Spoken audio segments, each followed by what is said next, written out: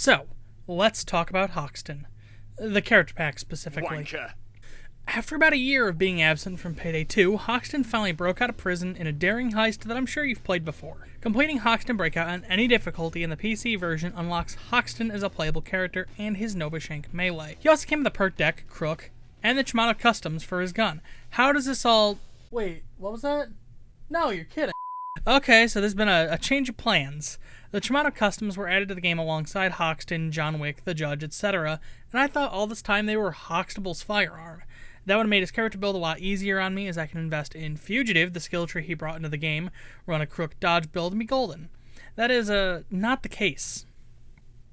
Honestly, no, take a guess what Hoxton's character pack weapon was. Like, we're stopping the video. Figure it out. Take a guess.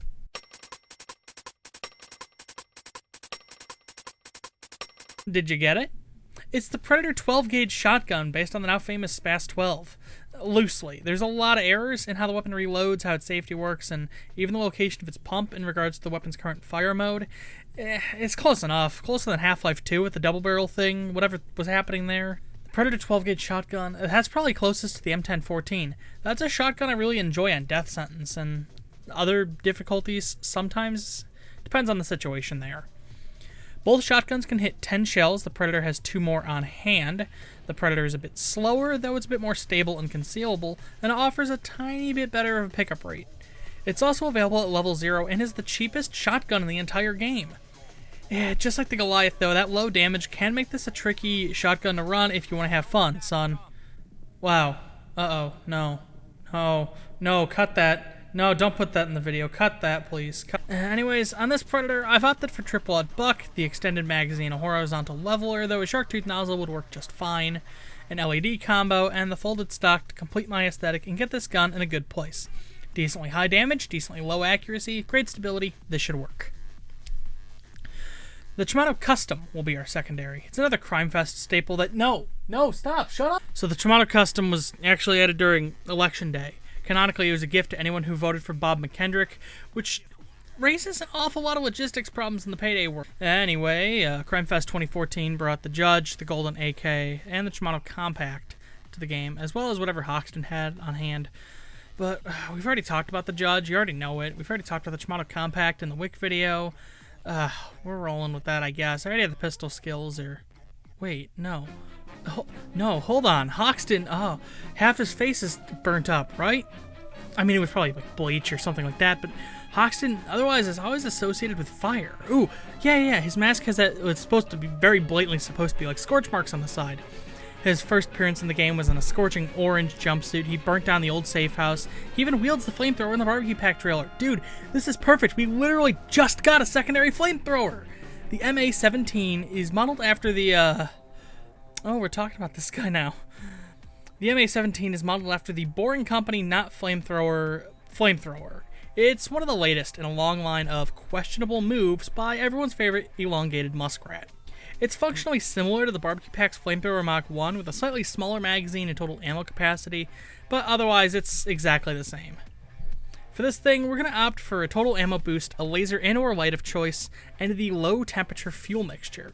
Due to how flamethrowers in Payday 2 work, 3 damage per shot isn't a concern. The weapon boasts a 75% chance to light an enemy on fire, at which point they'll take 300 damage every half second for about a second and a half.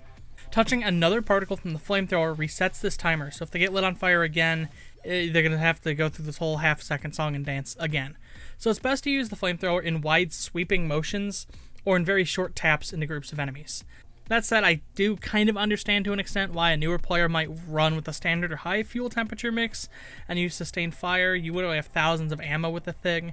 And I mean, that's how Overkill wants the weapon played, and there's nothing inherently wrong with that nowadays, but I do understand the ire it drew back when there was just the one flamethrower and it had just 600 ammo. Our melee is the Novashank, a toothbrush that has been filed down into one of the game's fastest hitting melees.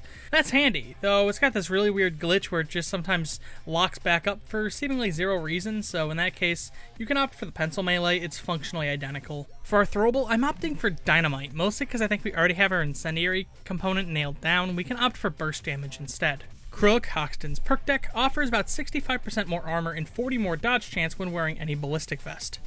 As you can probably guess, this pairs very nicely with my armor of choice all the time, every day, always, the Light Ballistic Vest, giving it 136.5 total armor and 35 dodge. And hey, lightweight ballistic vests are used by dignitaries and VIPs, and Hoxton was a very incarcerated prisoner, so I think that counts. And this leads us into our skills. For this build, my core skills are aced Quick Fix, Uppers, and Inspire for some first aid kits, aced Partners in Crime to get us some bonus health. We also have aced Underdog, Shotgun CQB, and Impact alongside Basic Overkill. I had aced Overkill back when this was a pistol build, but the damage boost the skill offers seemingly only affects the actual flamethrower damage, not the actual burning alive 300 damage a thing portion. So just grab the basic one to give the Predator a boost. That'll help a whole lot in the long run. I also have aced Die Hard with Basic Bullseye and Iron Man to keep my armor up and running, Basic Shockproof to teach those tasers what for, and then I've aced 9 Lives, Up You Go, Bloodthirst, and Swan Song to round out this build and cover me when the MA-17 inevitably runs out of ammo and I need to reload. Stab a guy a few times, reload, and if I get hit down to 0 HP, I can then burn them down or blow them out of here with no consequence. And that is if Swan Song ever gets to proc. I can still use first aid kits to avoid a down. Honestly, I'm feeling this build as it currently stands, but feel free to mix up some skills if you're planning to run like a pistol in either slot like I originally did. With this build, I'll be up front, and I'll say you have lacking options at range. Your two options are a flamethrower that operates within like arm's reach, or a shotgun that can perform longer distance shots but at a lackluster amount of damage. On top of this, if you ever join into a game and opt to run anything other than first aid kits, like 3 other people already have first aid kits and somebody needs a doctor bag, your options for survival amount to just relying on dodge and armor gating, which leaves you vulnerable in more open maps. Now for the good. The MA-17 is actually a really reliable tool for crowd control. It takes to sweeping across an area for quick kills on weaker enemies rather well, and the only enemies that it can't kill in one tap are mostly special units, who otherwise now can only just take a single headshot from the SPAS, and then that kills them, which then triggers overkill, letting you rack up 9 more shotgun blasts, which can amount to over a dozen kills if done right, and then you can repeat this cycle all over again.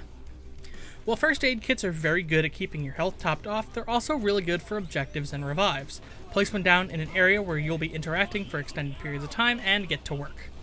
If you are knocked down to 0 HP, you slurp it up through magic or whatever and continue interacting like nothing happened.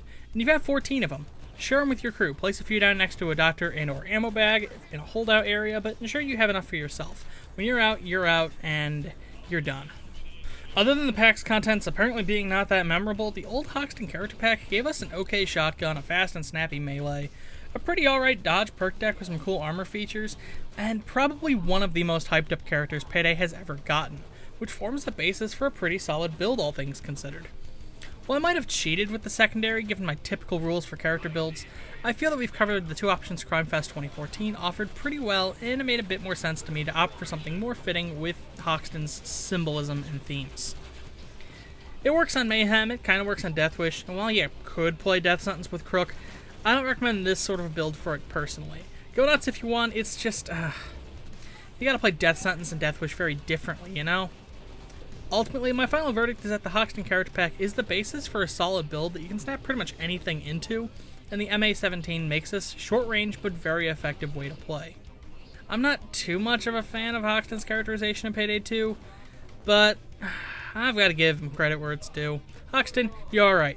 Your breakout is pretty good, but your breakout game is even better. What a weird joke to end this video on, what the heck. If you like this video and you'd like to see more, I'd recommend subscribing. Patreon and social media links are in the description.